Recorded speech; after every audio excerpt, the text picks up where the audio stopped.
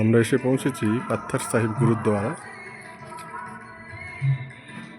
লে শহর থেকে 25 কিলোমিটার দূরে কার্গিলের দিকে এগিয়ে গেলে আপনি এই গুরুদ্বারার সন্ধান পাবেন। বলা হয় যে পেছনের এই পাহাড় থেকে এই পাথরটি গড়িয়ে পড়ে। এই পাথরটি দেখছেন, এই বিশাল পাথরটি পেছনের এই পাহাড় থেকে গড়িয়ে পড়ে উপাসনারত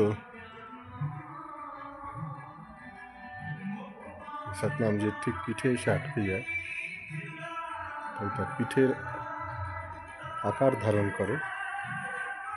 বিশাল পাথরটি দেখুন,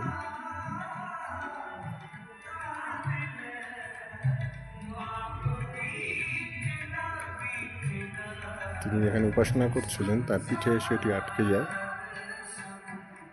এবং ঠিক তার পিঠের আকার ধারণ করে পাথরটি। সেই থেকে এটিকে পাত্থার সাহিব গুরুদ্বারা বলা হয়। এই সতনাময় গুরুর